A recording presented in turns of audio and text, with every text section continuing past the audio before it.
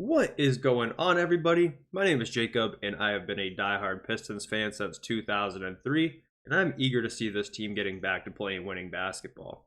In today's video, we are going to talk about two reports that came out yesterday, which give us a lot of insight into what the Pistons' next move this offseason could potentially be. Now, before we get on to it, if you guys are new here and can do me a big favor, please subscribe, as we are on the road to 1,000 subscribers, and I'm trying to hit that as fast as possible. Now, Woj went on ESPN yesterday, and he was talking about DeMar DeRozan. DeMar DeRozan, of course, has played the last few seasons with the Chicago Bulls, and a sign and trade is sounding like the most likely option, and the most likely suitor for that is the Sacramento Kings. Woj said in order for this to work, they're going to need a third team to take on salaries to facilitate the trade. Trajan Langdon has not been whatsoever secretive about the fact that that is part of the plan this season, to take on bad contracts in order to gain some assets. And I think that the Pistons are the most likely suitors out of all other 28 teams to hop in on this trade and make it work. So there's two very clear candidates on the Sacramento Kings roster for them to dump due to salary in order to make room for DeMar DeRozan. And the first one is Kevin Huerter. Kevin Huerter is a 6'7" guard, 25 years old, and he had a pretty big down year last year, to be honest with you. Last year, he averaged 10 points on 36% shooting from three, as he did see his role reduced compared to the previous season.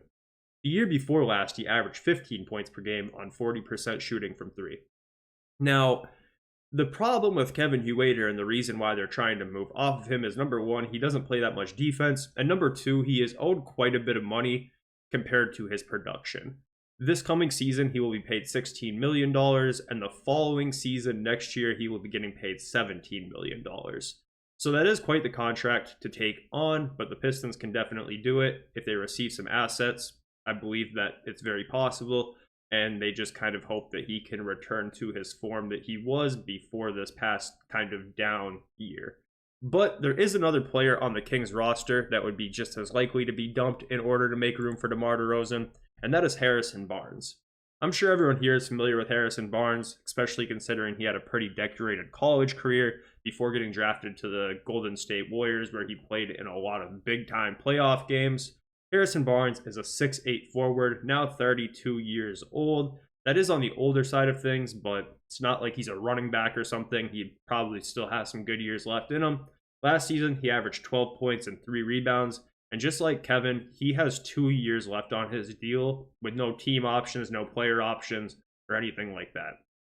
His contract is actually quite similar. He is owed $18 million this season and $19 million next season. So it's almost just obvious when you look at the Kings salary cap sheet on who the two potential candidates for them to offload salary in order to make room for DeMar are. And it's going to be Harrison Barnes or Kevin Huerter. Now, can either of these guys make an actual impact for the Pistons? I think so. I know that we obviously filled the position that Harrison Barnes plays this summer with Tobias Harris. We also filled the position that Kevin Huerter plays this offseason with Tim Hardaway Jr. But as I've mentioned on this show before, the Pistons need depth. They need veteran leadership. They need all of that, and I don't think you can have too much of it. Let's be honest. Harrison Barnes coming onto a team that won 14 games last season, they're not going to stunt the growth of Asar Thompson or Ron Holland in order to give Harrison Barnes 35 minutes a night so that they win enough games to potentially make the play. And I don't think that would be a part of the plan. Now, even if that was the case, there's going to be opportunities. It's the modern NBA. Teams play their guys maybe 70 games a year, absolute maximum. There's going to be injuries. There's going to be open spots and opportunities for all these young guys. So I definitely wouldn't worry about it whatsoever. And realistically, if this is what it takes in order to get more draft assets and draft capital, it's probably a decent move, especially considering that those draft picks don't exactly have to be picks that we end up using. We can use those picks to parlay into a trade for another value contributor, even as soon as the trade deadline this season. Who knows what's going to happen? Personally, I would not be against seeing either of these guys come onto the team, but the price has to be right. We can't take on these 15, 16, 17 million dollar contracts that have multiple years left on them for second round pick. Like that's not worth it at all. But if the Kings truly want to make this happen to get DeMar DeRozan and they want to cough up something of value for the future, I'd say it's something to definitely pick up the phone on and hear out. Overall, I'm not super high or super low on either of these guys. If you asked me 5 years ago, that's probably higher than consensus on Harrison Barnes, but I don't think he has all that much left in the tank. So outside of that, there was also another report that came out from, I think it was Mark Scotto of HoopsHype, and he said that the Pistons have quote unquote flirted with the idea of offering a 1-year contract to Beasley. We've talked about Beasley here in a previous video on the offseason free agent target list. He is a 6'4" guard who spent the last season with the Milwaukee Bucks, 27 years old. In the previous season, he put up 11 points per game on 41% shooting from three, which is a career high. And I think that overall, he's relatively similar to Kevin Huerter in what his role would be on this team.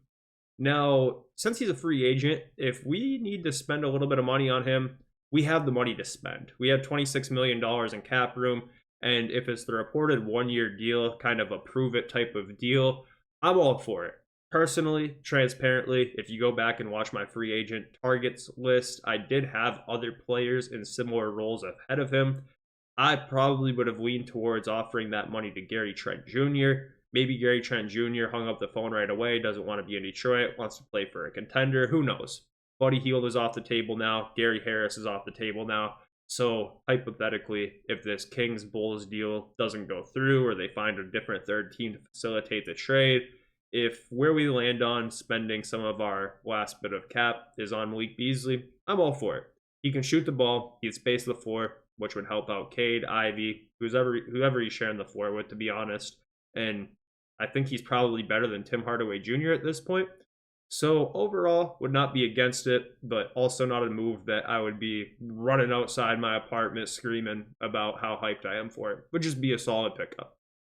Overall, that's the most recent news today. I'm hoping to see some news drop this weekend, whether it's regarding the Summer League roster, whether it's regarding this DeMar DeRozan trade, or a signing, something. It seems like the past couple of days have been pretty quiet considering the holidays and things like that. So I think as we lead into next week, we're definitely going to hear something that makes some noise. Anyways, guys, I appreciate y'all tuning in, and we'll talk soon.